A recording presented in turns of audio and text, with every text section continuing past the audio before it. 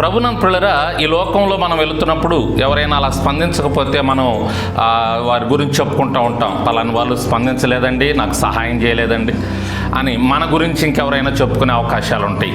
అయితే ఒక విషయం చెప్తున్నాను ప్రియులారా, ఒక దేవుని నమ్ముకున్నటువంటి బిడ్డగా, విశ్వాసిగా, ఆ తర్వాత దేవుని సేవకుడిగా, దేవుని సేవలో ముందుకెళ్తున్నటువంటి వారిగా, యేసయ్యను నమ్ముకున్నటువంటి ఒక సేవకుడిగా నేను చెప్తున్న విషయం ఏంటంటే, ఎవరు ఈ లోకంలో మనల్ని మన స్పందనకి ప్రతిస్పందన ఇచ్చినా ఇవ్వకపోయినా మన యేసయ్య మన ప్రతి ప్రార్థనకి, మన ప్రతి మనవికి ప్రతిస్పందన తెలియచేసే దేవుడు. దేవునికి మహిమ కలుగునుగాక.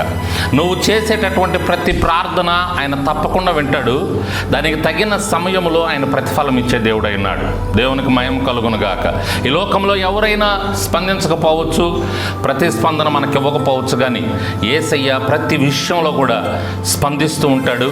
ప్రతిస్పందన తప్పకుండా మరి ఆయన చేస్తూ ఉంటాడు. మన జీవితాల్లో కార్యాలు జరిగిస్తూ ఉంటాడు. అందుకనే నన్ను అడుగు, నాకు మొర్రపెట్టు.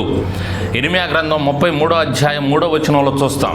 కొంతమంది దాన్ని యేసయ్య ఫోన్ కాల్గా కూడా అభివర్ణిస్తూ ఉంటారనమాట.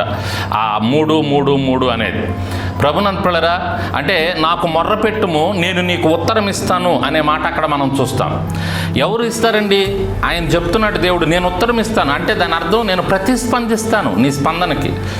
నువ్వు ఏ కష్టంలో ఉన్నావు, నువ్వు ఏ ఇబ్బందిలో ఉన్నావు, నాకు మొర్రపెట్టు, నీకు స్వస్థత ఇస్తాను, నీ అవసరతలు తీరుస్తాను, నీ అక్కర తీరుస్తాను, నీకు నేను ఉంటాను. మనకి ఆ విధంగా ఆ వాగ్దానం ఇస్తున్నటువంటి దేవుడు మన యేసయ్య.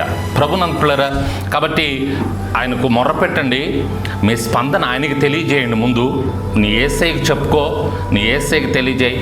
ఆయన తప్పకుండా నీ జీవితంలో ప్రతిస్పందించి నీ జీవితంలో గొప్ప కార్యాలు జరిగించే దేవుడే అన్నాడు. అంతకు మించినటువంటి దేవుడు లేడు ప్రియులారా. అంత గొప్ప దేవుణ్ణి మనం కలిగి ఉన్నాం. ఆ విధంగా మన జీవితాల్లో కార్యాలు జరిగించి అంత గొప్ప దేవుణ్ణి కలిగి ఉన్నాం. కాబట్టి ఆయనకు ప్రార్థన చేసుకుంటే గొప్ప కార్యాలు దేవాది దేవుడు జరిగిస్తాడు.